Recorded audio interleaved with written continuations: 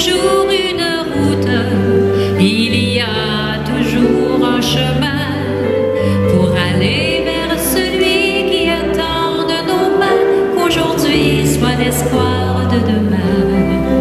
Il y a toujours une route, il y a toujours un chemin qui attend aujourd'hui, qui attend de nos mains qu'aujourd'hui soit l'espoir de demain. Toutes ces mains qui restent à offrir, toutes ces voix à écouter, tous ces déserts qui pourraient refleurir et tous ces pains à partager. Il y a toujours une route, il y a toujours un chemin pour aller vers celui qui attend de nos mains qu'aujourd'hui soit l'espoir de demain.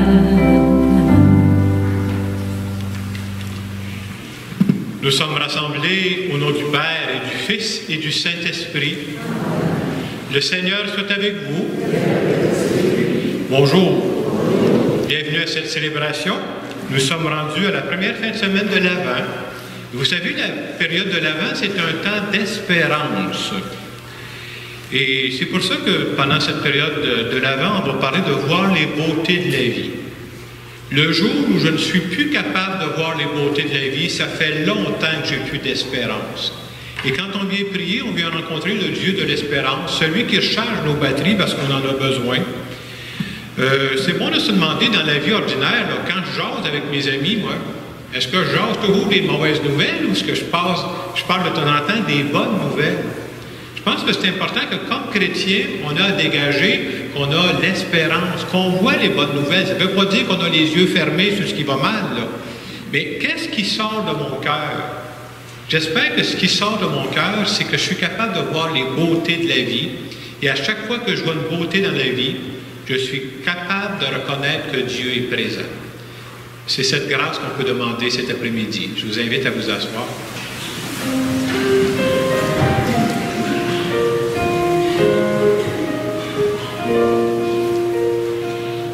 Au début de cette célébration, nous prenons un moment pour nous arrêter.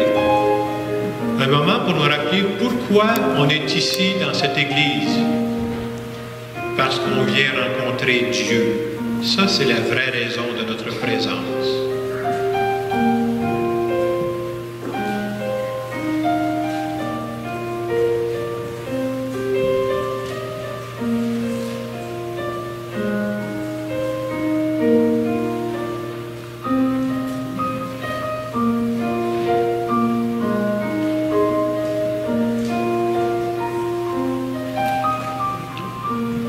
Seigneur Jésus, tu voyais des beautés dans toute personne sans exception. Pour toutes les fois où je regarde souvent les faiblesses chez les autres, je te demande pardon. Seigneur, prends pitié. Seigneur Jésus, tu nous dis qu'on peut espérer en toutes circonstances. Pour toutes les fois où je me laisse arrêter facilement, je te demande pardon. Ô Christ, prends pitié. Seigneur Jésus, tu nous invites à relever la tête dans les moments difficiles. Pour toutes les fois où je me laisse enfermer dans mes petits problèmes, je te demande pardon. Seigneur, prends pitié. Que ce Dieu qui nous aime et qui nous accompagne, qu'il nous bénisse. Le Père, le Fils et le Saint-Esprit. Amen. On peut se lever pour la prière.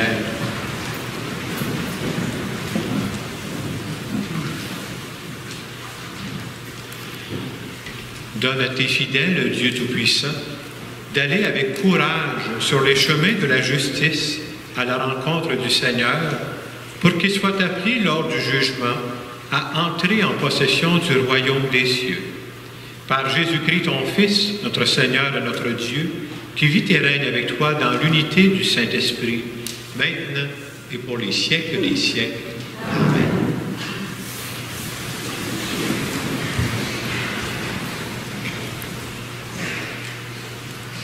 Lecture du livre du prophète Jérémie. Voici venir des jours, oracle du Seigneur, où j'accomplirai la parole du bonheur, que j'ai adressée à la maison d'Israël et à la maison de Juda.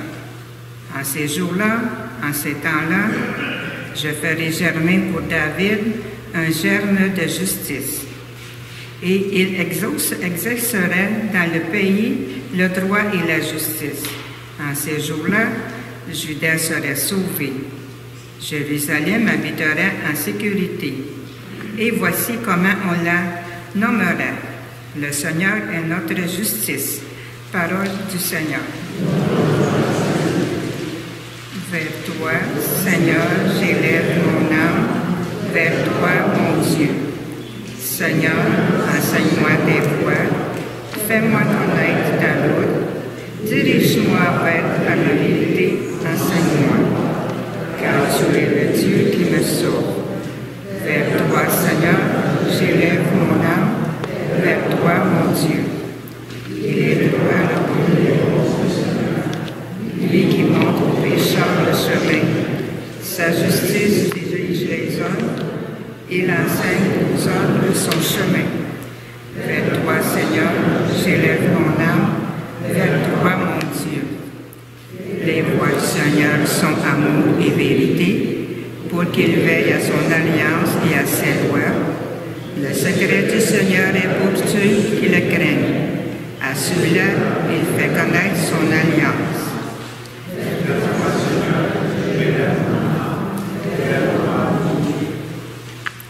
Deuxième lecture, lecture de la première lettre de Saint Paul apôtre aux Thessaloniciens. Frères, que le Seigneur vous donne entre vous et à l'égard de tous les hommes un amour de plus en plus intense et débordant, comme celui que nous avons pour vous, et qu'ainsi il affermisse vos cœurs, les rendant irréprochables à sainteté, devant Dieu notre Père, lors de la venue de notre Seigneur Jésus, avec tous les saints. Amen.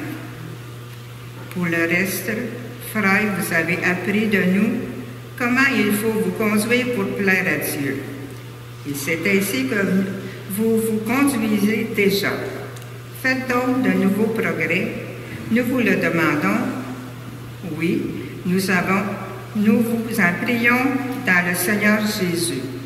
Vous savez bien quelle instruction nous vous avons donnée de la part du Seigneur Jésus, parole du Seigneur. On se lève pour l'acclamation.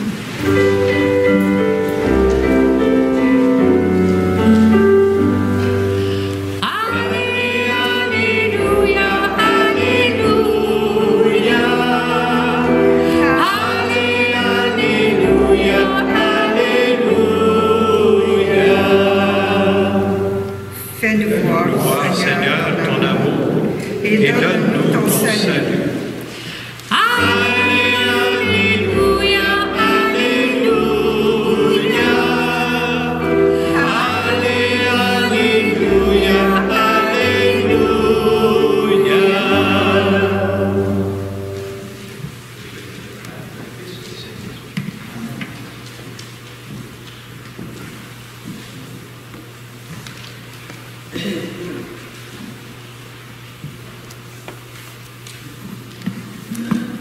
Le Seigneur soit avec vous.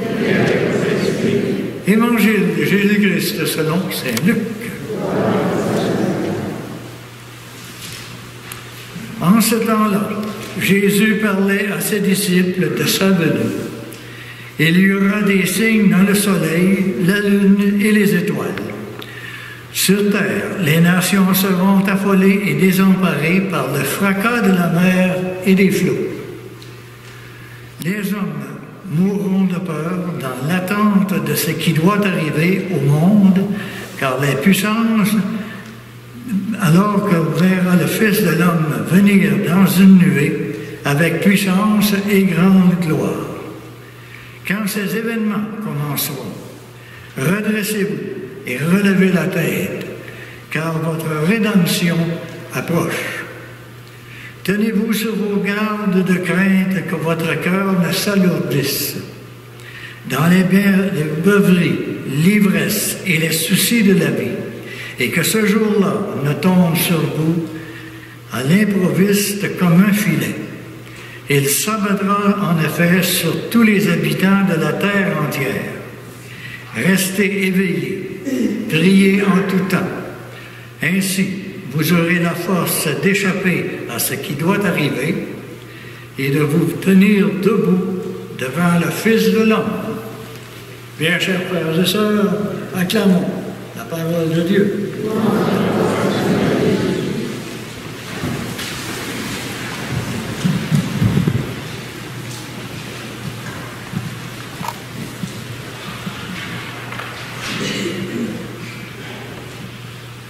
Je continue aujourd'hui la série d'homélies que j'ai commencée la semaine passée, qui va se poursuivre jusqu'à tous les dimanches de l'Avent, qui a pour titre « Voir les beautés de la vie ».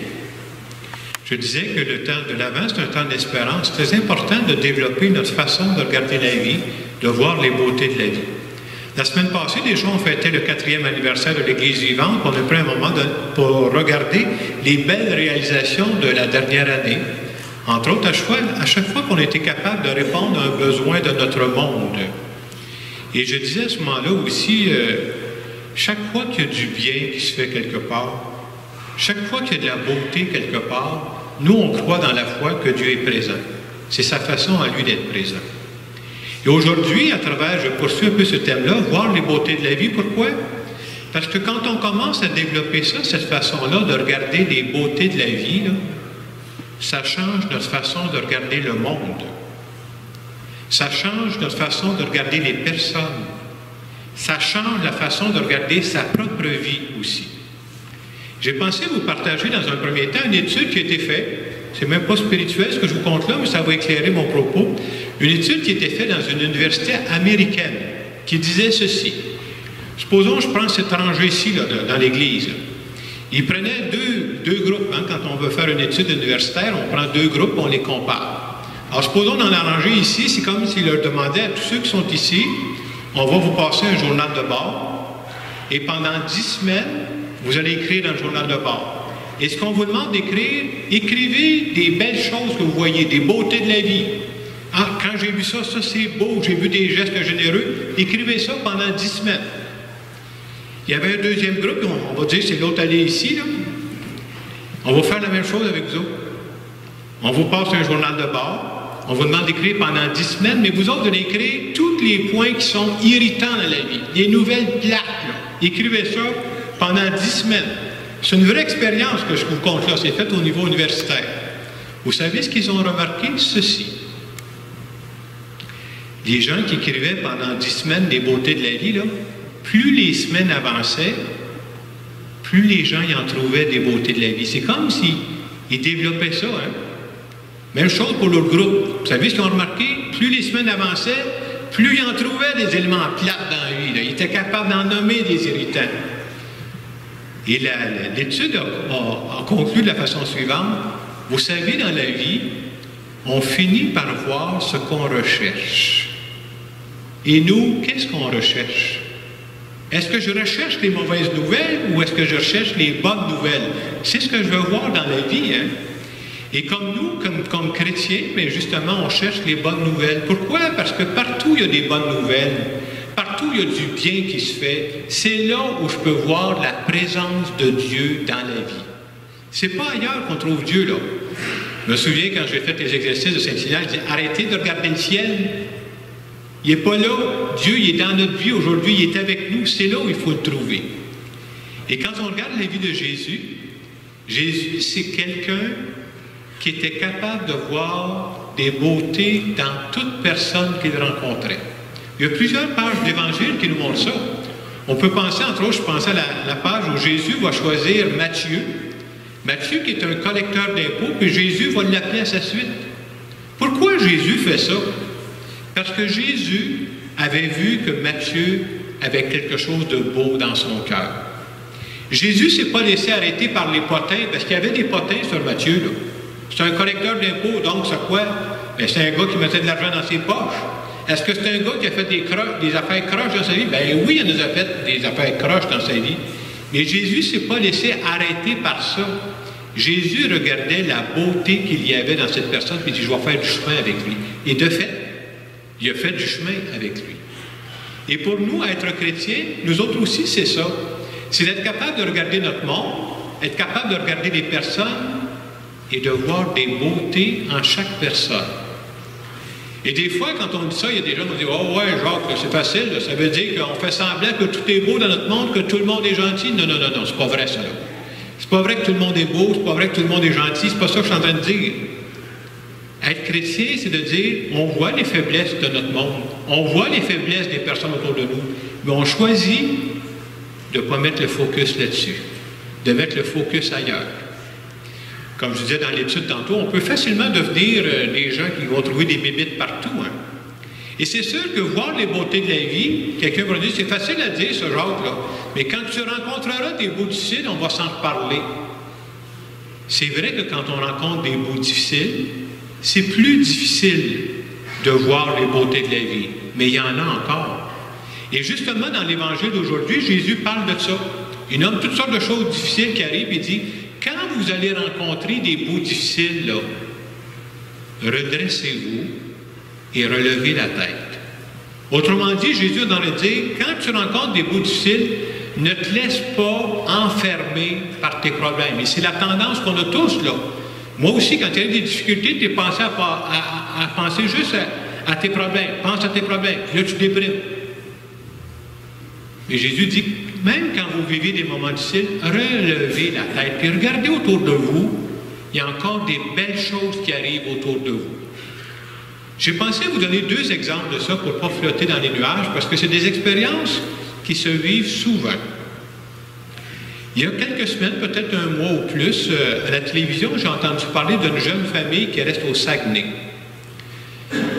C'est un jeune couple. Ils avaient eu un bébé, et le bébé était rendu à quelques mois. Ils ont découvert que leur bébé souffrait d'une maladie rare. Ça a pris un certain temps. Un bébé, ça ne parle pas, ça, cette affaire-là. Je n'ai pas beaucoup d'expérience dans le domaine, mais ça ne parle pas, un bébé, avant de découvrir qu'est-ce qu'il a. Alors, ils ont fait des études, ils ont découvert cette maladie-là grâce à des médecins. Puis une fois qu'ils ont découvert la maladie, ils ont vu qu'il y avait un médecin, pas un médecin, mais un médicament qui pouvait soigner cet enfant-là. Mais le hic, c'était quoi? C'est que le médicament, il n'était pas payé par l'assurance maladie.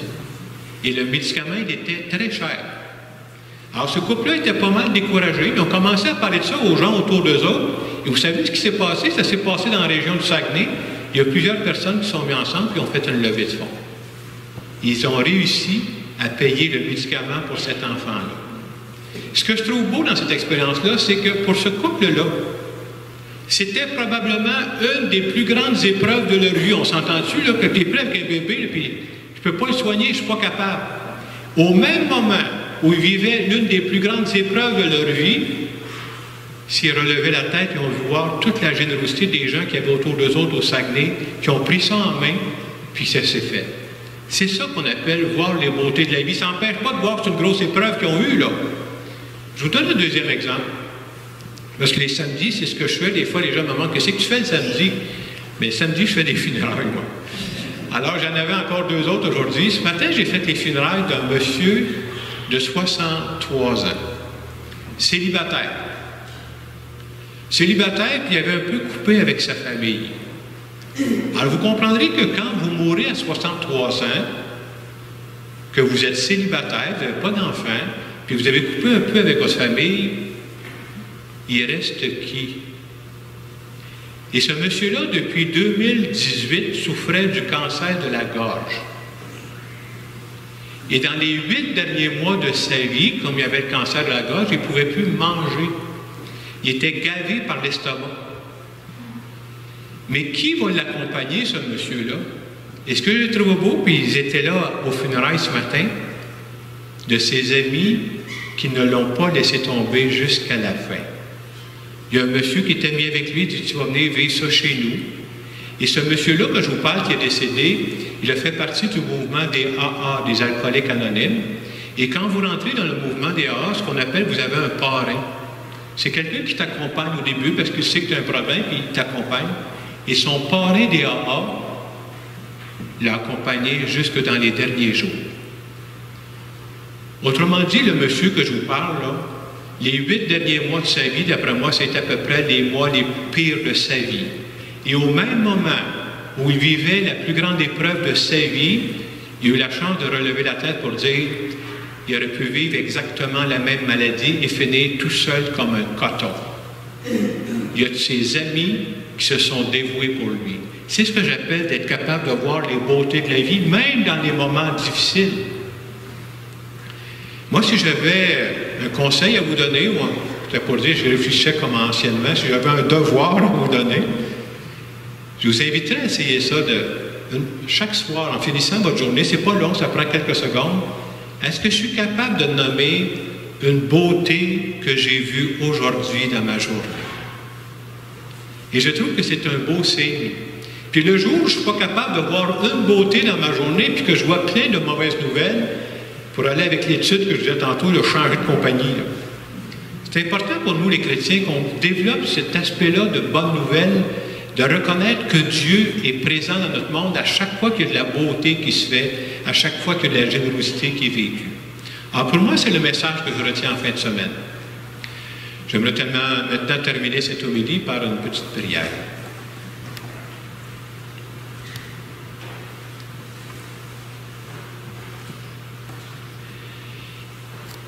Seigneur Jésus, je veux te remercier pour toutes les personnes qui mettent de la beauté dans notre monde, de la beauté dans notre Église, de la beauté dans nos familles.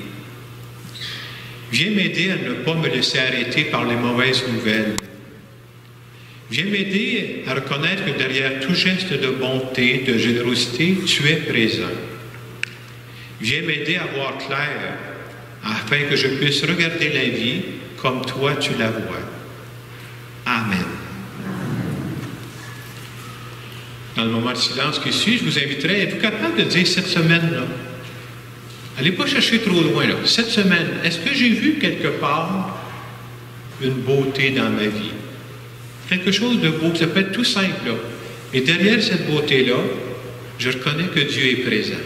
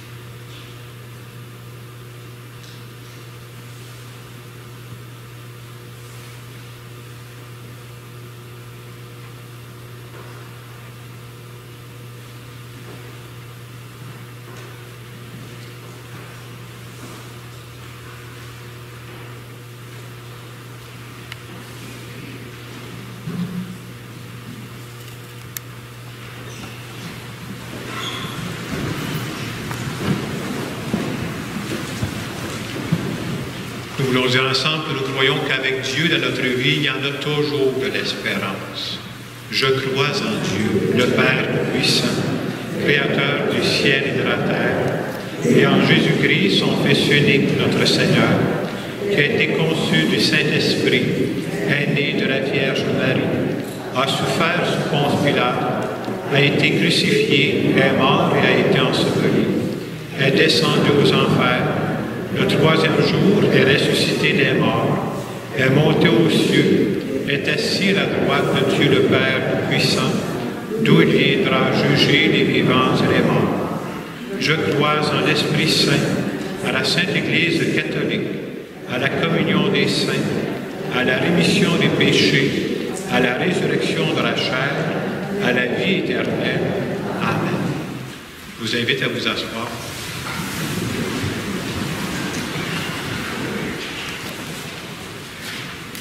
J'aimerais présenter à Dieu des intentions de prière à notre nom à tous. Je vous invite à l'arrière de l'Église, il y a un tableau, c'est marqué Prions, de nous partager des intentions que vous portez, de dire qu'on croit à la force de la prière. Cette semaine, j'ai voulu aussi prier à partir des événements de la vie qui arrivent. Aux nouvelles, vous avez sûrement vu, pareil comme moi, plusieurs fois, on nous parlait des gens de la Colombie-Britannique, où il y a eu tellement de pluie qu'il y a des inondations, des routes qui sont coupées. Il y en a même présentement dans l'Est aussi, à Terre-Neuve. Et à chaque fois qu'on entend ça, je suis comme vous, j'écoute les nouvelles, puis après ça, je passe à autre chose. Mais ces gens-là ne passent pas à autre chose. Là. Ils sont pris avec ça. Je pense que c'est bon de les présenter à Dieu dans notre prière.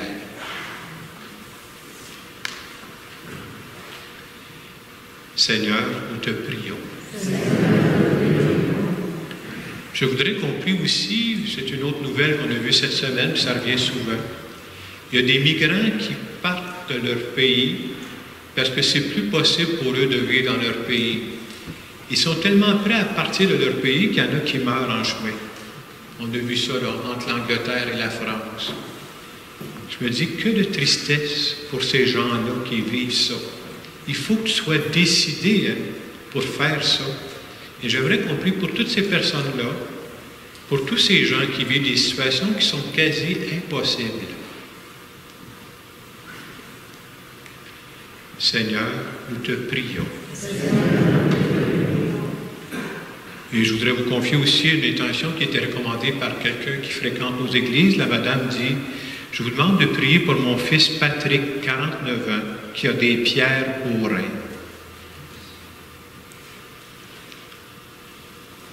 Seigneur, nous te prions. On a mis dans vos bancs, je pense, cette petite prière-là, qui est la prière qu'on fait pour que Dieu nous inspire à garder de la vie dans nos paroisses. Je pense qu'il faut faire notre part, mais on a besoin de Dieu. Alors, on va faire cette prière-là tout le monde ensemble, si vous voulez. Mon Dieu, en Jésus, tu nous appelles à vivre de l'Esprit. Par cette prière, nous voulons te confier l'avenir de nos paroisses. Nous te remercions d'avoir suscité en nos cœurs un grand désir de renouveau paroissial. Merci de nous aider à devenir des disciples convaincus et convaincants. Aide-nous à établir entre nous une communion fraternelle et joyeuse. Rends-nous de plus en plus accueillants, afin que les personnes que nous côtoyons voient en nous un reflet de ton grand amour. Père éternel, sans toi, nous sommes si démunis. Nous te prions de nous accorder les grâces nécessaires pour mener à bien la mission que tu nous confies. Accompagne nos communautés afin qu'elles aillent partout semer la bonne nouvelle du salut et qu'en toute chose, nous ayons au cœur le désir d'une Église vivante. Amen. Nous allons maintenant continuer notre célébration.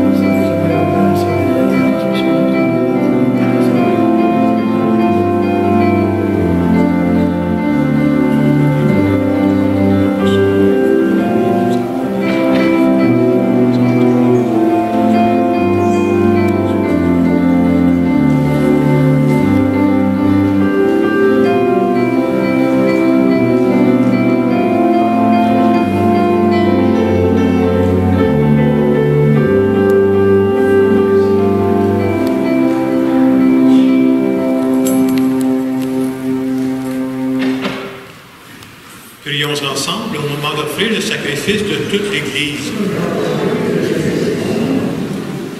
Seigneur, nous ne pourrons jamais t'offrir que les biens venus de toi. Accepte ceux que nous t'apportons, et puisque c'est toi qui nous donnes maintenant de célébrer l'Eucharistie, fais qu'elle soit pour nous le gage du salut éternel. Par Jésus le Christ, notre Seigneur. Amen. Le Seigneur soit avec vous.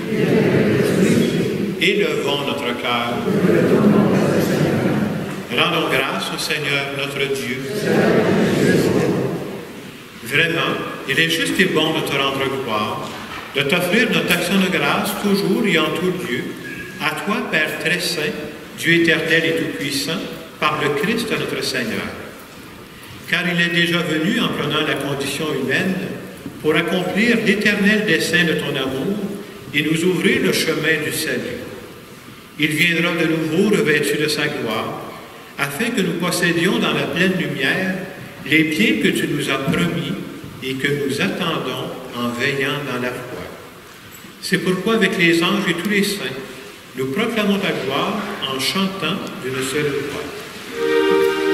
Tu es saint, Dieu de l'univers. Tu es saint, Dieu de l'univers. Hosanna au plus haut des cieux, au plus haut des cieux. Tu es saint, Dieu de l'univers. Tu es saint, Dieu de l'univers. Hosanna au plus haut des cieux, au plus haut des cieux.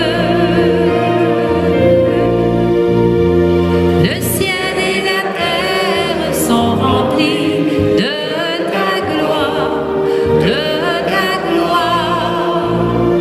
Béni soit celui qui vient dans le nom du Seigneur, du Seigneur. Tu es saint, Dieu de l'univers. Tu es saint, Dieu de l'univers.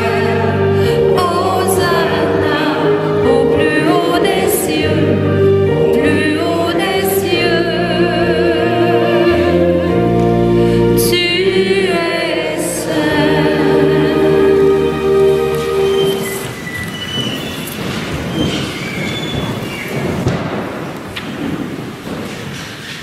Tu es vraiment saint, Dieu de l'univers, et toute la création proclame ta louange, car c'est toi qui donnes la vie. C'est toi qui sanctifies toutes choses par ton Fils Jésus-Christ notre Seigneur, avec la puissance de l'Esprit Saint. Et tu ne cesses de rassembler ton peuple, afin qu'il te présente partout dans le monde une offrande pure. C'est pourquoi nous voici rassemblés devant toi. Et dans la communion de toute l'Église, en ce premier jour de la semaine, nous célébrons le jour où le Christ est ressuscité d'entre les morts. Par lui que tu as élevé à ta droite, Dieu Tout-Puissant, nous te supplions de consacrer toi-même les offrandes que nous apportons. Sanctifie-les par ton esprit, pour qu'elles deviennent le corps et le sang de ton Fils, Jésus-Christ notre Seigneur, qui nous a dit de célébrer ce mystère.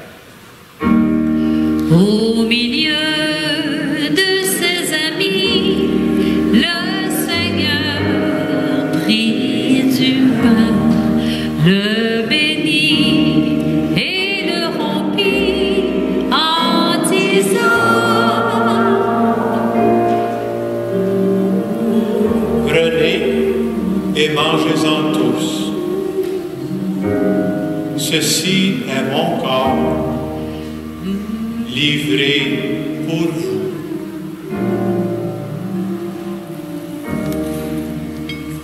À la fin de ce repas, le Seigneur prit du vin, rendant grâce, il le bénit en disant: Prenez et buvez-en tous, car ceci est la coupe de mon sang, le sang de l'alliance nouvelle et éternelle, qui sera versé pour vous et pour la multitude en rémission des péchés. Vous ferez cela en mémoire de moi. Proclamons notre foi en Jésus vivant. Il est mort sur une croix librement et il est ressuscité pour nous rassembler dans la joie de son prochain retour.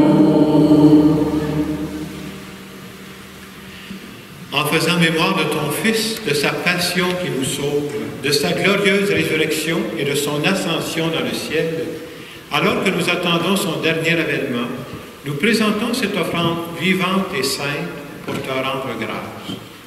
Regarde, Seigneur, le sacrifice de ton Église et daigne reconnaître celui de ton Fils qui nous a rétablis dans ton alliance. Quand nous serons nourris de son corps et de son sang et remplis de l'Esprit Saint, accorde-nous d'être un seul corps et un seul esprit dans le Christ. Que l'Esprit Saint fasse de nous une éternelle offrande à ta gloire, pour que nous obtenions un jour les biens du monde à venir, auprès de la Vierge Marie, la bienheureuse Mère de Dieu, Saint Joseph, son époux, avec les apôtres, les martyrs, Sainte Eugénie et tous les saints qui ne cessent d'intercéder pour nous. Et maintenant, nous te supplions, Seigneur, par le sacrifice qui nous réconcilie avec toi, étends au monde entier le salut et la paix. Affermis la foi et la charité de ton Église au long de son chemin sur la terre. Veille sur ton serviteur, le pape François, notre évêque Christian, l'ensemble des évêques, les prêtres, les diacres et tout le peuple des rachetés. Écoute les prières de ta famille assemblée devant toi et ramène à toi, Père très aimant, tous tes enfants dispersés. Pour nos sœurs et nos frères défunts, pour les hommes et les femmes qui ont quitté ce monde et dont tu connais la droiture, nous te prions. Aujourd'hui, nous prions en particulier aux intentions de Laurette Desmarais-Pion, pour Colette Laflamme-Ménard et pour Georges Mayotte.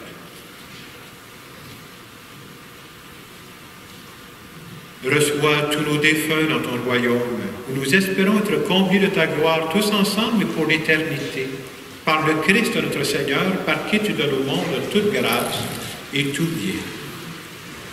Par lui, avec lui et en lui, à toi, Dieu le Père puissant, dans l'unité du Saint-Esprit, tout honneur et toute gloire, pour les siècles des siècles.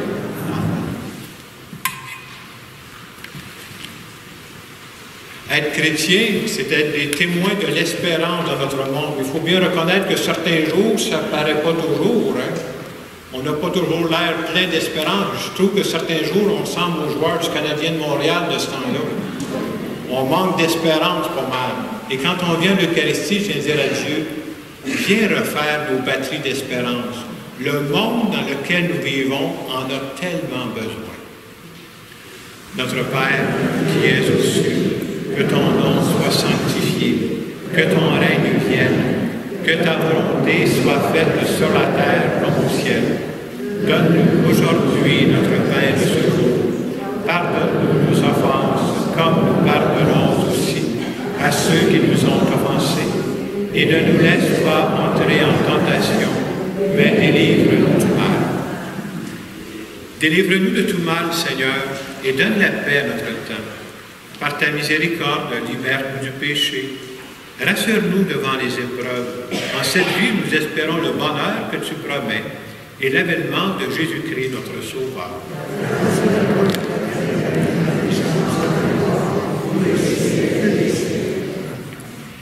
Seigneur Jésus-Christ, tu as dit à tes apôtres, je vous laisse la paix, je vous donne ma paix. Ne regarde pas nos péchés, mais la foi de ton Église. Pour que ta volonté s'accomplisse, donne-lui toujours cette paix et conduis-la vers l'unité parfaite, toi qui règnes les siècles des siècles. Amen. Que la paix du Seigneur soit toujours avec vous.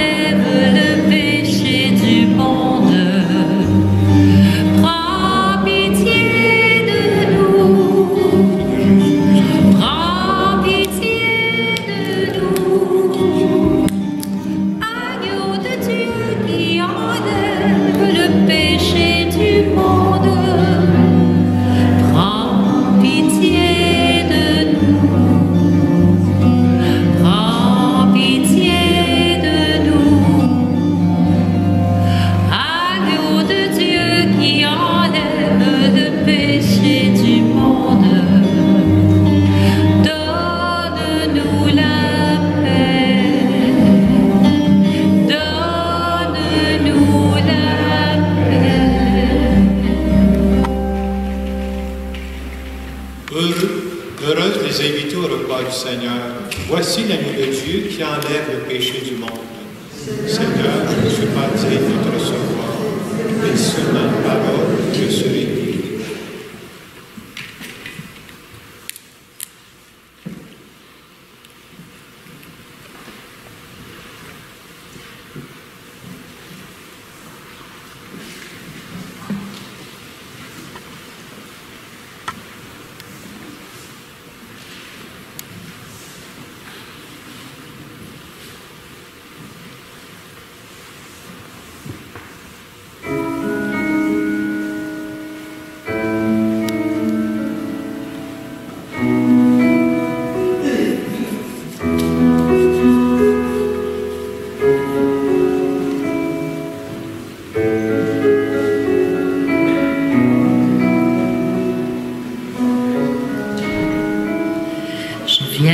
Jeter dans tes bras, Seigneur.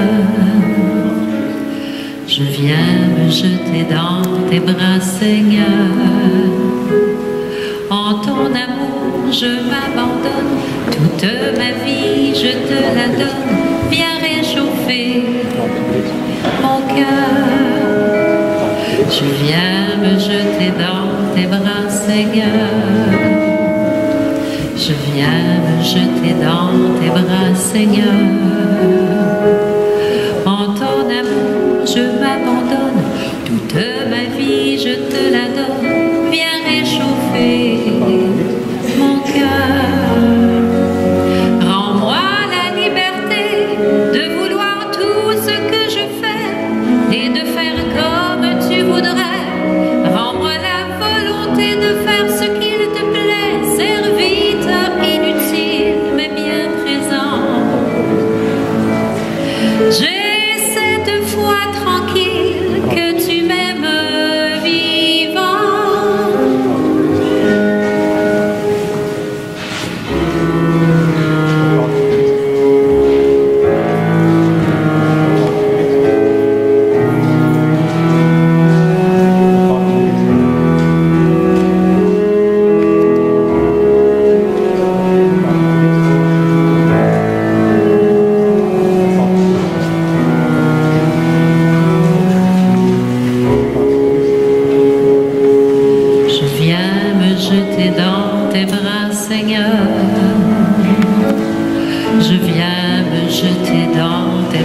Seigneur,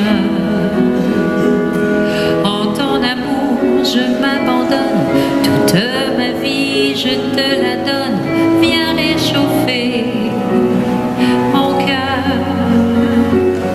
Pour naître un naufragé, agrippé à n'importe quoi, agrippé à n'importe qui, rends-moi la dignité de m'accrocher à toi, tu veux et si fragile mais important.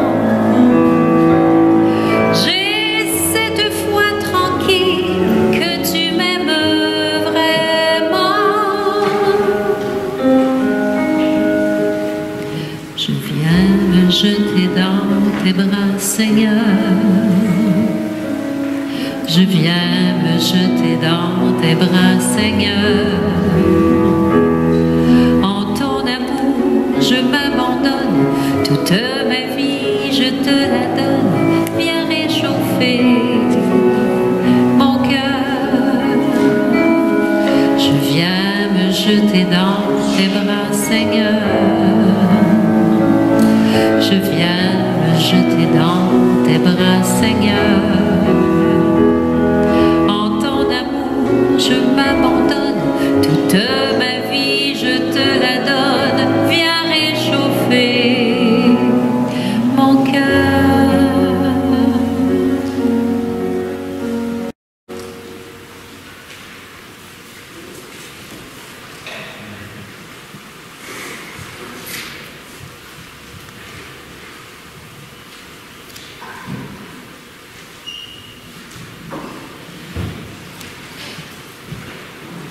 Merci à Manon et François de nous avoir aidés à prier. Merci beaucoup.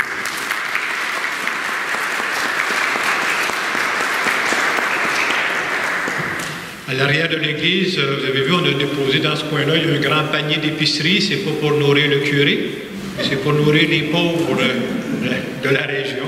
Alors, je vois qu'il y a déjà des gens qui ont porté des denrées. Ça va être là pendant tout le mois de décembre jusqu'à Noël.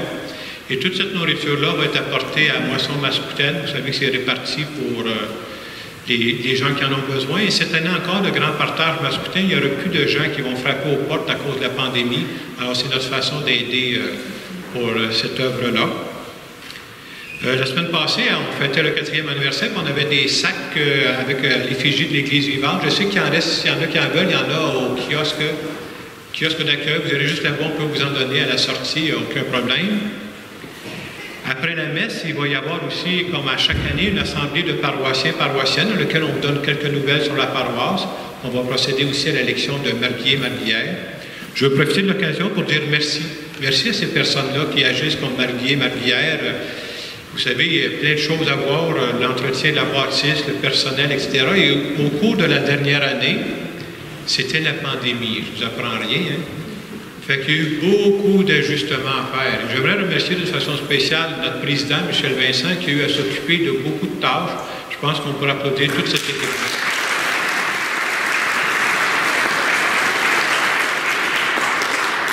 Alors, ce sera tout de suite après la célébration. Alors, les gens qui peuvent rester, ça va se faire ici, là, tout simplement.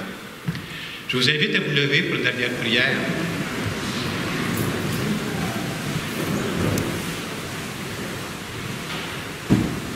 Fais fructifier en nous, Seigneur, l'Eucharistie qui nous a rassemblés. C'est par elle que tu formes dès maintenant, à travers la vie de ce monde, l'amour dont nous t'aimerons éternellement. Par Jésus le Christ, notre Seigneur. Prenons quelques secondes pour nous recueillir. Seigneur, en cette période de l'Avent, période d'espérance, tu nous invites à développer notre regard pour qu'on soit capable de voir les beautés de la vie. Et à chaque fois qu'il y a une beauté, c'est sûr que tu es présent là-dedans. Et nous te demandons aujourd'hui de nous bénir. Au nom du Père, et du Fils, et du Saint-Esprit. Allez dans la paix du Christ. Bonne semaine. Merci.